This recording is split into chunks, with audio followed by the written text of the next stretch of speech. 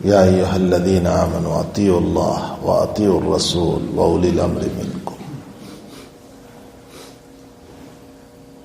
واجب التقریم علماء کرام، بزرگوں، بھائیوں، دوستوں، عزیزوں،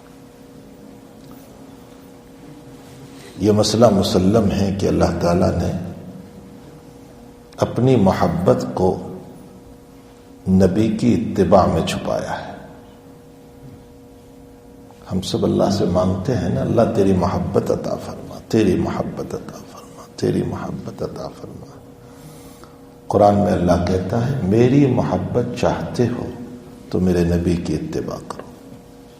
کتنا آسان راستہ بتا دیا اس نے، کوئی چھپایا نہیں اللہ نے،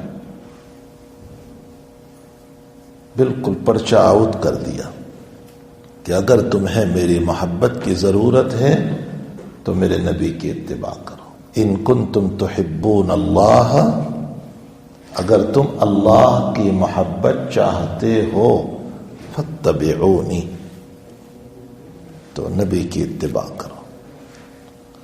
حضور پاک صلی اللہ علیہ وسلم کے احسانات ہم پر، اللہ اکبر. آج مشکات شریف میں ایک روایت گزری سبق میں،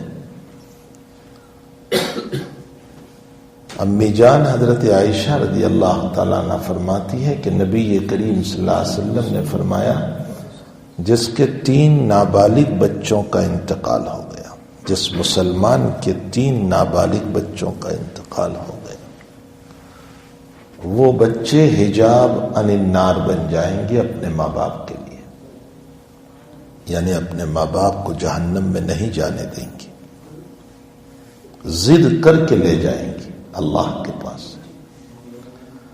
تو حضرت عائشہ رضی اللہ تعالیٰ عنہ فرماتی ہے کہ یا رسول اللہ صلی اللہ علیہ وسلم جس کے 2 بچوں کا انتقال ہوا ہو، فرطان، فرمایا 2 بچے بھی جنت میں لے جائیں گے. حضرت عائشہ فرماتی ہے کہ یا رسول اللہ اگر 1 کا انتقال ہوا، صحابہ کرام نے سارے سوالات کر لیے ہماری آسانی کے لیے، ورنہ ہمیں سوال رہ جاتا نا کہ اچھا نبی علیہ السلام نے تو 3 کا کہا، تو ہمارا تو 1 ہی بچے کا انتقال ہوا. تو حضرت عائشہ نے فرمایا کہ یا رسول اللہ اگر 1 کا ہوا ہو تو حضرت نے فرمایا 1 بچہ بھی جنت میں لے جائے گا.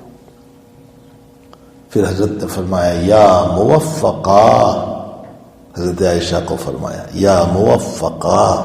موفقہ کا معنی توفیق دی ہوئی، یعنی یہ جو تو نے سوال کیا مجھ سے یہ اللہ کی توفیق کے بغیر نہیں ہو سکتا ہے. اللہ اکبر. امت کو تعلیم دی، تمہارے علوم، تمہاری باتیں، تمہارے سوالات، تمہارا بولنا یہ اللہ کی توفیق کے بغیر نہیں ہو سکتا. اگر آپ کے ذہن میں کوئی سوال بھی پیدا ہو یہ اللہ کی طرف سے. فرمایا یا موفقا، او توفیق دی ہوئی. اب آگے یہ تو پوچھ کے جس کے کسی بچے کا انتقال نہ ہوا ہو، تو بہت سے لوگ وہ ہیں جن کے کسی بچے کا انتقال نہیں ہوا، تو اس کا کیا مسئلہ. اب خود نبی کریم صلی اللہ علیہ وسلم نے فرمایا جس کے کسی بچے کا انتقال نہیں ہوا انا فرط لکم، میں اس کو ہاتھ پکڑ کے سفارش کر کے جنت میں لے جاؤں گا. جس کے کسی بچے کا انتقال نہیں، میں ہوں اس کے لیے. اور پھر فرمایا میری موت امت کے لیے سب سے بڑی مصیبت ہے. میری موت امت کے لیے، حضرت خود فرماتے میری موت امت کے لیے سب سے بڑی مصیبت ہے، اور میری موت کو یاد کر کے جو صبر کرے گا وہ بچہ جو لے جائے گا اس سے زیادہ میری موت پر صبر کرنے پر میرا ثواب زیادہ ہوگا. انا فرط لکم. میرے والد صاحب نور اللہ مرقدہ کا جب انتقال ہوا تھا رات 12:10 پر قریباً، میں نے فجر کی نماز کے بعد پیر و مرشد حضرت شیخ یونس صاحب قدس اللہ سرہ کو فون کیا. میں نے حضرت سے فرمایا کہ حضرت والد صاحب کا رات انتقال ہوا، دعائے مغفرت فرمائیں۔ تو اسی طرح ذکر کی مجلس حضرت کے وہاں فجر کے بعد ہوتی ہے، اور میں نے اسی وقت فون کیا تو حضرت نے جو لوگ ہوں گے وہاں ان کو کہا کہ بھائی حنیف کے والد صاحب کا انتقال ہوا ہے، 3 مرتبہ قل اللہ شریف پر کر ایصال ثواب کر دو۔ اور پھر مجھے فون پر کہنے لگے پیارے جب نبی جیسے نبی دنیا سے چلے گئے، اصل صدمہ تو نبی کا ہے، کیا میرے باپ اور کیا میری ماں۔ یہ اس حدیث کی طرف اشارہ تھا کہ اصل صدمہ حضور پاک صلی اللہ علیہ وسلم کا۔ آپ کے احسانات ہم پر وہ ہیں کہ جو ہمارے ماں باپ کے بھی نہیں ہو سکتے۔ تو بہرحال ذات اقدس صلی اللہ علیہ وسلم اتنی بڑی ذات بابرکت ہے، آپ کی اتباع میں اللہ نے اپنی محبت کو رکھ دیا۔ میرے نبی کے قدموں پر چلو گے میری محبت ملے گی، صرف محبت نہیں دوں گا، وَيَغْفِرْ لَكُمْ ذُنُوبَكُمْ، تمہارے گناہوں کو بھی معاف کر دوں گا۔ ہم کہتے ہیں اللہ معاف کر دے، اللہ معاف کر دے، اللہ معاف کر دے، اور اللہ خود قرآن میں کہتا ہے سنت پہ اتباع کر لو اللہ معاف کر دے گا۔ پرچہ بالکل آؤٹ کلیئر ہے، نبی کی اتباع میں اللہ کی محبت بھی ہے، نبی کی اتباع میں مغفرت بھی ہے۔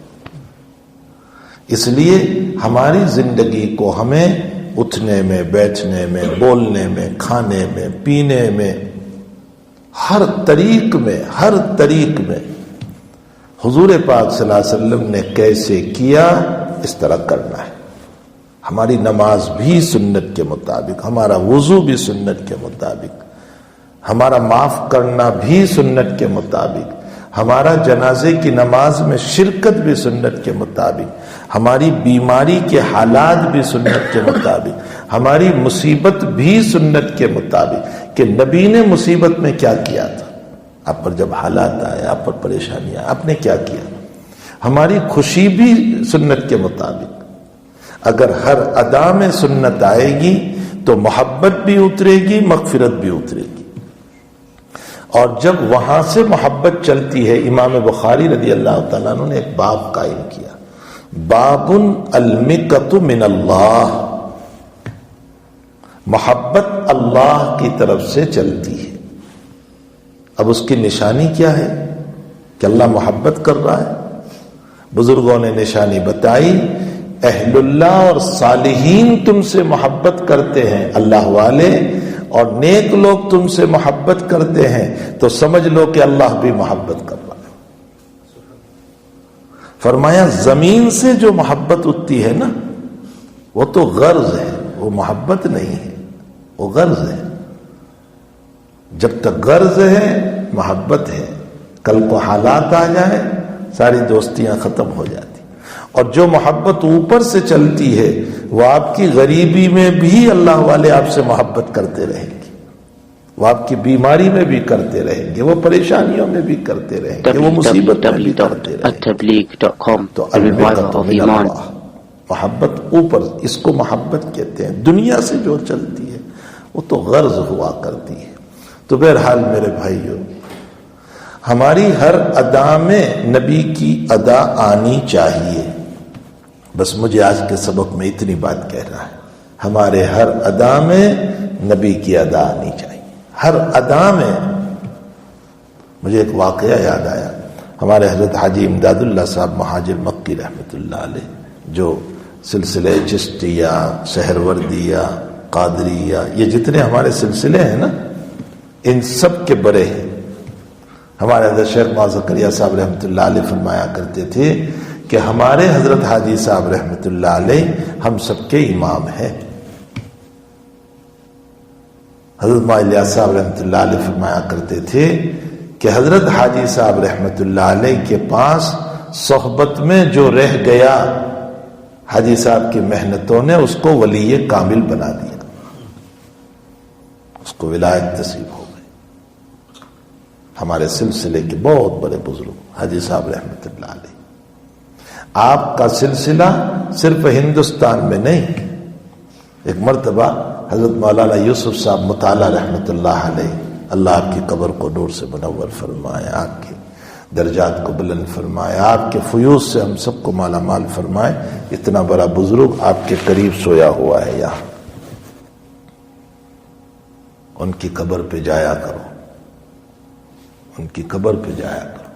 بزرگوں کی قبر پر جانے سے ہمیں آخرت کی فکر پیدا ہوتی ہے۔ اتنی بڑی یہ جو ہے یہاں سلسلہ ذکر جو ہے حضرت ہی نے شروع کیا تھا، حضرت کی تمنا تھی، ان کو کہا تھا، اور ایک مجلس ہوئی تھی، اور میں نے اسی لیے یہاں منتخب کیا کہ حضرت کے لیے صدقہ جاریہ ہوتا رہے، اسی لیے اس جگہ کا انتخاب کیا۔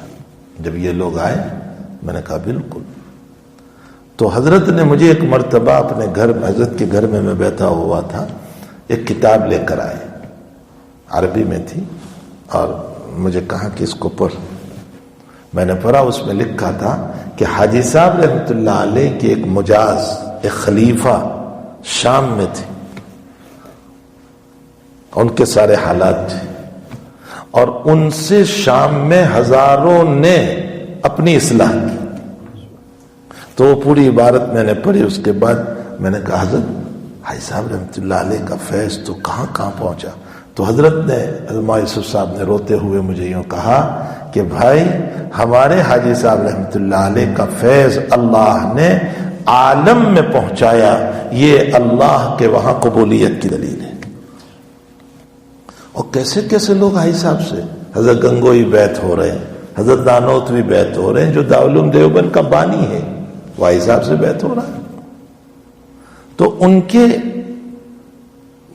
خلفاء میں، ان کے مریدین میں، ان کے مجازین میں، ان کے خادم میں حضرت مولانا محب الدین صاحب رحمۃ اللہ علیہ تھے، سرحد کے رہنے والے تھے، افغان کے۔ بس مجھے اس واقعے کی طرف سنت پر اشارہ کرنا ہے۔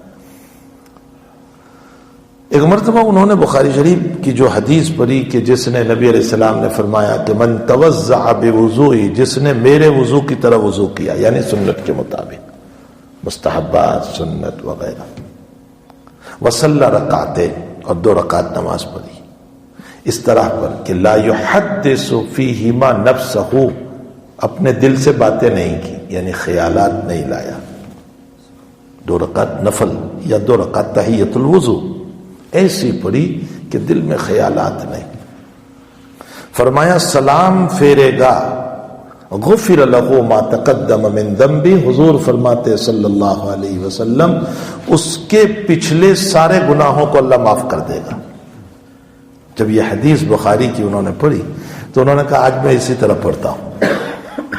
تو انہوں نے سنت کے مطابق اچھی طرح وضو کیا، اور وضو کرنے کے بعد 2 رکعت نماز کے لیے جب کھڑے ہوئے تو دل میں سوچا کہ میں آنکھیں کھلی رکھوں گا تو مجھے خیالات آئیں گے، تو آنکھیں بند کر کے نماز پڑھی تاکہ خیالات نہ آئیں، آنکھیں بند کر کے نماز پڑھی۔ نماز جب پوری ہو گئی، خیر انہوں نے نماز پوری کر لی، شام کو دل میں خیال آیا کہ لاؤ میں عالم امثال میں میری نماز تو دیکھو، مقام بہت اونچا تھا، اللہ تعالیٰ جو ہے اپنے اولیاء اللہ کے سامنے حالات کھولتا ہے، جیسے ہمارے سامنے دنیا نظر آتی ہے نا، ان کے سامنے مثالیں نظر آتی ہیں۔ ہم تو چونکہ ظاہر والے ہیں نا، اس لیے یہ باتیں ہماری سمجھ میں نہیں آتی، عالم امثال کیا ہے اور یہ سب۔ تو کہنے لگے کہ لاؤ میں عالم امثال میں دیکھوں تو صحیح کہ میری نماز کی حقیقت کیا ہے۔ مجھے اس پر ایک واقعہ غالباً میں نے سنایا تھا آپ کو کہ ہمارے جو شیخ یونس صاحب قدس اللہ سرہ عصر کے بعد بیٹھے ہوئے تھے، اور ایک عالم نے سوال کیا، سوال یہ کیا کہ کیا اللہ تعالیٰ اس وقت کوئی نبی بھیج سکتا ہے، یعنی ابھی کوئی نبی آ سکتا ہے؟ اب سوال بڑا پیچیدہ ہے۔ تو حضرت نے جواب دیا، حضرت شیخ نے، کہ اللہ قادر ہے نبی بھیجنے پر، لیکن بھیجے گا نہیں، اس لیے کہ ختم نبوت کا اعلان کر چکا ہے۔ اس لیے کہ اللہ قادر نہ ہو تو وہ اللہ کیسا؟ جس کو نبی بھیجنے پر قدرت نہ ہو اللہ کیسا؟ تو قدرت ہے اس کو، وہ بھیج سکتا ہے، لیکن بھیجے گا نہیں، اس لیے کہ وعدہ کر دیا ہے کہ محمد الرسول اللہ صلی اللہ علیہ وسلم آخری نبی، خاتم النبیین۔ خیر یہ جواب دے دیا، مجلس ختم ہوئی. سلسلے نقش بندیہ کے ایک بزرگ وہاں بیٹھے ہوئے تھے، بہت بڑے ولی کامل اور صوفی تھے. مجلس ختم ہوئی تو وہ کہنے لگے شیخ سے کہ حضرت ابھی جب آپ یہ جواب دے رہے تھے اور بیان کر رہے تھے تو میں نے نبی علیہ السلام کو دیکھا عالم مثال میں کہ آپ کو دیکھ رہے ہیں. شیخ کو دیکھ رہے ہیں. شیخ کہتے میں ڈر گیا کہ میرا نبی میری تائید میں دیکھ رہا ہے یا میری تردید میں دیکھ رہا ہے. یعنی میں نے جو جواب دیا اس کی تائید ہے یا تردید ہے. بہرحال میں کانپ رہا تھا. کئی راتیں نیند نہیں آئی. شیخ کہتے ہیں نبی علیہ السلام کا مسئلہ ہے نا بھائی، بڑوں کی باتیں بڑی ہوا کرتی. فرمایا میں نے اپنے حضرت شیخ زکریا رحمت اللہ علیہ اپنے استاذ کو پوری بات لکھی وہاں جب حضرت مدینہ شریف میں تھی. حضرت شیخ رحمت اللہ علیہ پورا واقعہ لکھا کہ حضرت ایسا ایسا ایسا مسئلہ ہوا. حضرت مجھے بہت ڈر ہے کہ تائیدن دیکھ رہے تھے یا تردیدن. حضرت شیخ نے جواباً لکھا. وہاں زکریا صاحب رحمت اللہ علیہ نے قطب الاقطاب تھے حضرت شیخ زکریا رحمت اللہ علیہ. حضرت نے لکھا نبی علیہ السلام عزیزم مولی یونس نبی علیہ السلام تائیدن دیکھ رہے تھے، تردیدن نہیں. یعنی تمہارا جواب صحیح تھا، اس لیے کہ نبی جس کی تردید کرتے ہیں ان کو دیکھتے ہی نہیں. تو تائید تھی تمہاری کہ تمہارا جواب صحیح. تو یہ عالم امثال میں اولیاء کاملین کو نظر آتا ہے. تو حضرت ماں محب الدین صاحب کہنے لگے کہ لاؤ بھائی آج میں نے نماز پڑھی، عالم مثال میں دیکھوں کہ وہ میری نماز کیسی ہے. بالکل حدیث کے مطابق میں نے پڑھی ہے.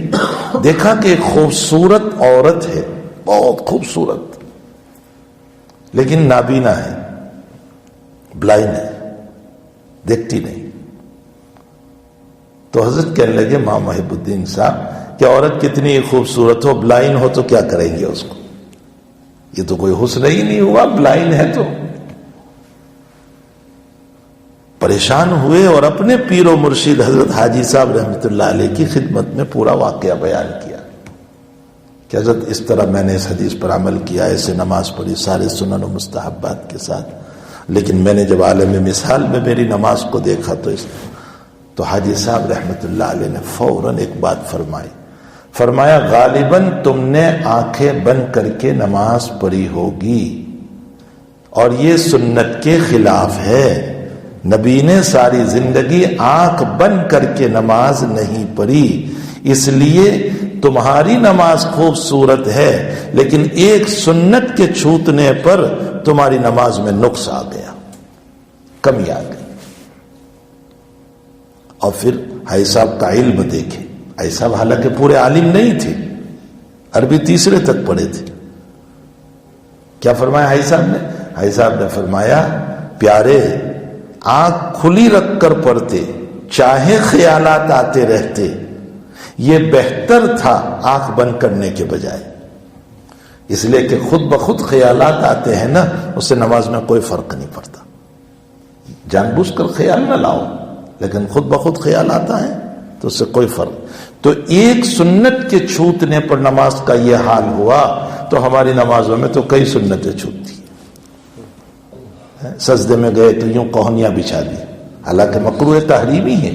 ہم نے بڑوں کو دیکھا کہ کوہنیاں بچھا دی.